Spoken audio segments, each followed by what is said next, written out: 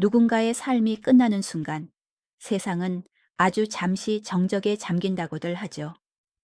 하지만 그날 밤의 정적은 조금 달랐습니다. 그것은 슬픔이라기보다는 아주 정교하게 설계된 기계 장치가 톱니바퀴를 멈출 때 나는 차가운 금소금 같았습니다. 모두가 그를 부러워했습니다. 낡은 동네에서 시작해 번듯한 외제차를 끌고 다정한 목소리로 아내의 안부를 묻던 사람. 그의 헌신은 주변 사람들에게 하나의 기준이 되기도 했습니다.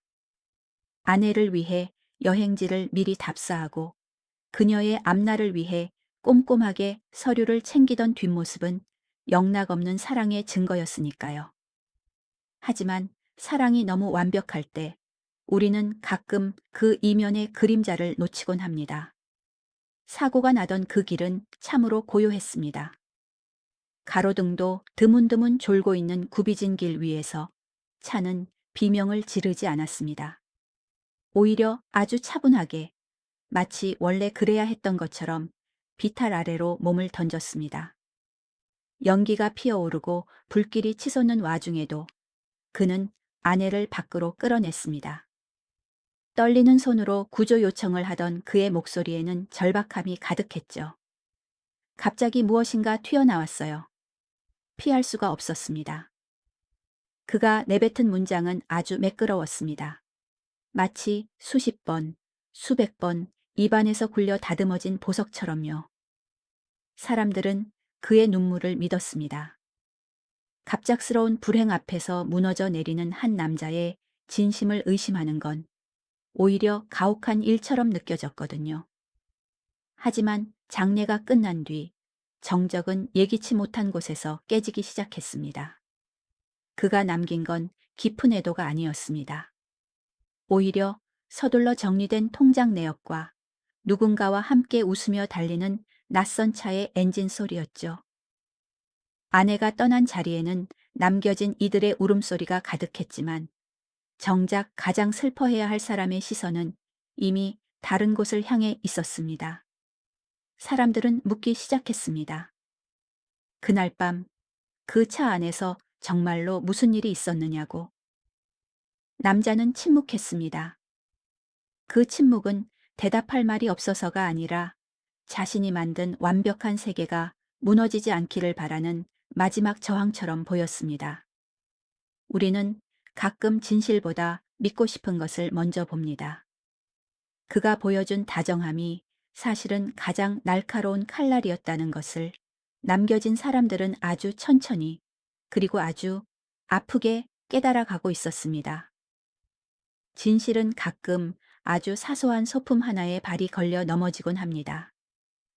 그에게는 아내를 위해 가입했다는 여러 장의 서류들이 바로 그 걸림돌이었습니다. 누군가는 그것을 남편의 깊은 배려라고 말했습니다.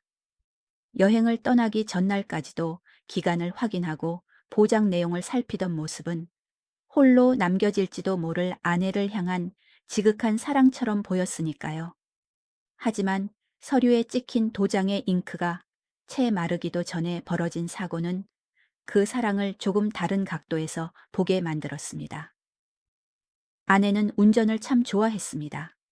그날도 본인이 운전대를 잡겠다고 고집을 부렸어요. 그는 여전히 그렇게 말했습니다.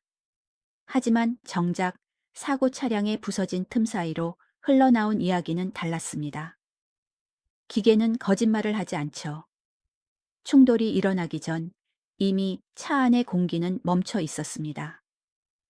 누군가의 숨결이 끊어진 뒤에야 비로소 가속 페달이 밟혔다는 사실이 드러났을 때 사람들은 처음으로 그 남자의 침묵이 지닌 무게를 실감했습니다.